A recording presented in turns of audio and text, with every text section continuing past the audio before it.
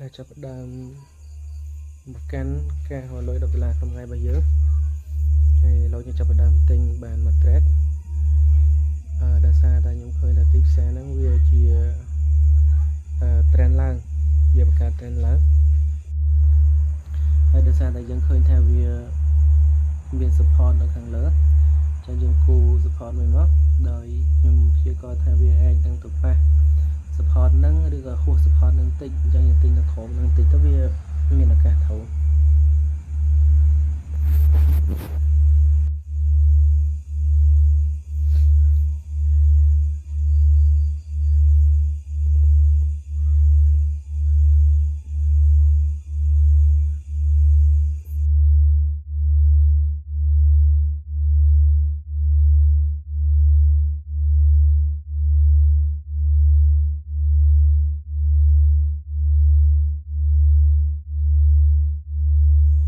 ដែលលោកយើងខុសមួយបាត់ហើយគឺថាវាមកប៉ះ support ដែរប៉ុន្តែយើងទិញលឿនពេកយើងទិញយឺតពេក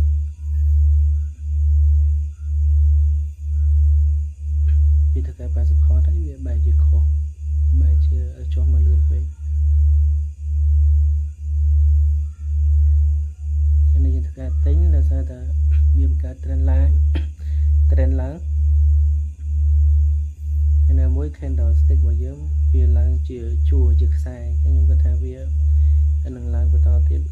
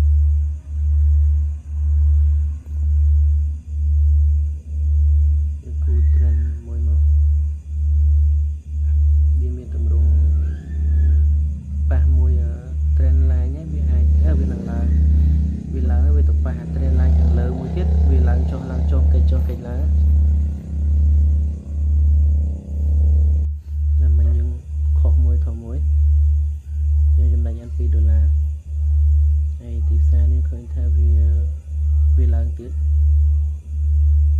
វាដោយសារតែវានៅតែជាទំនោរឡើងដែរហើយខ្ញុំគិតថាវានឹងទៅប៉ះវានឹងទៅទង្គិចមួយ trend ឡើងខាងលើ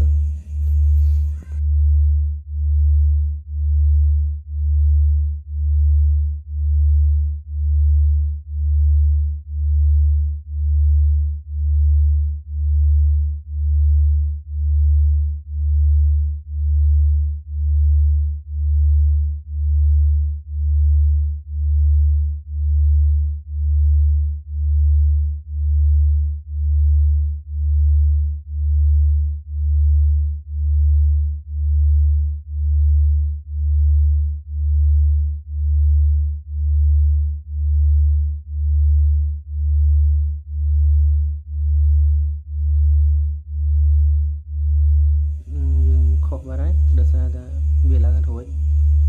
វាបែរជាចុះមកប៉ះមួយ trend ឡើងខាងក្រោមវិញហើយនេះវាបង្កើត trend ចុះអញ្ចឹងយើងធ្វើការ sell ដោយសារតែយើងរាល់ពេលការទិញលក់ហ្នឹងយើងត្រូវទៅតាម trend បើសិនជា trend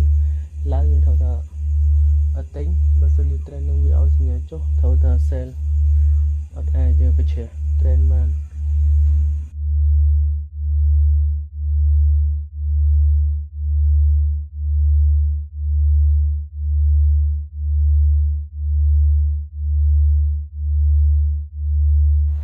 ព្រោះដើមទៀនឬក៏ trend ដែលមានទម្រង់អញ្ចឹងវានឹង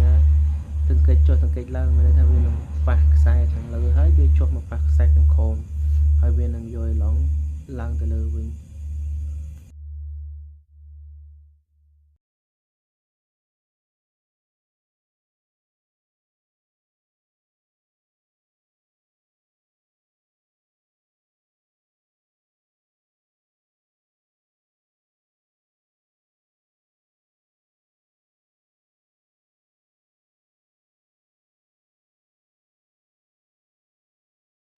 យើងខុសអស់ពីក្តារដោយសារតែយើងទិញអត់ទាន់ទៀតណាទិញអត់ទាន់ពេលនេះវាមាន support វាចឹងវាប៉ះមួយ support ហើយខ្ញុំគិតថាវានឹងឡើងទៅលើចឹងខ្ញុំធ្វើការបាយវាពីព្រោះការ trade បើសិនជាខុស3 trade ខ្ញុំឈប់ trade ទេដោយសារតែយើងកំណត់លុយដែលអាចខាតក្នុងមួយថ្ងៃអត់គុណតាមទៀតទេចឹងគ្រប់យ៉ាងពឹងលើបច្ចេកទេសបើសិនជាបច្ចេកទេសអត់ល្អទេវានឹងខាតដែរ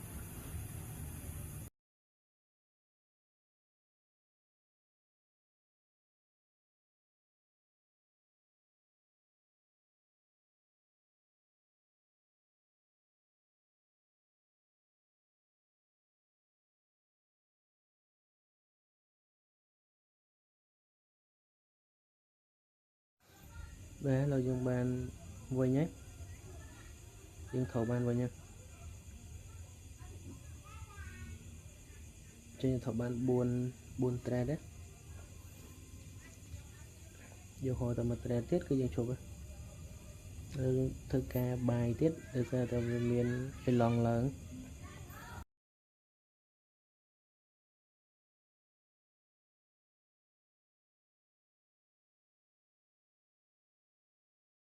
នេះកន្លែងហ្នឹងក៏យើងចាប់វាជា support បានណាយើងអាចយកវាជា support របស់ដើមទៀនបាន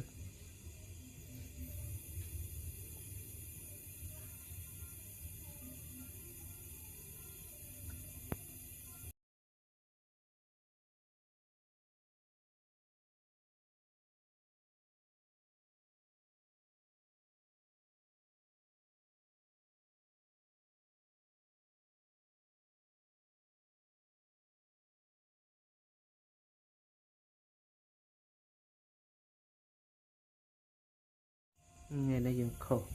ដៃនេះយើងខុសបានហើយហើយយើងដាក់$4មកយើងតាម trade ហ្នឹងបើថានេះថោយើងឈប់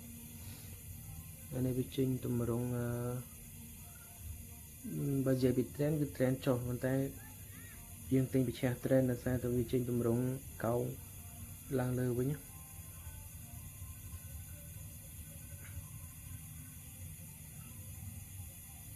ខ្ញុំគិតថាវានឹងឡើងទៅប៉ះ moving average ហើយវាបង្កើតtrend មួយទៀត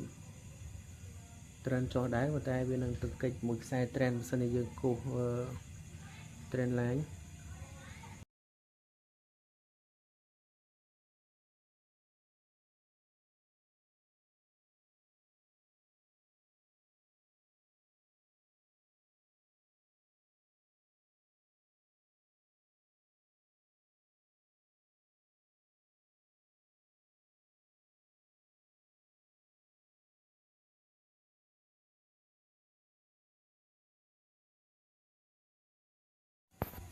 បាទเราយើងបានគ្រប់$10 $10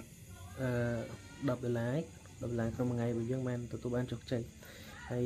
អ្នកបងប្អូនណាដែលចង់ចេះ trade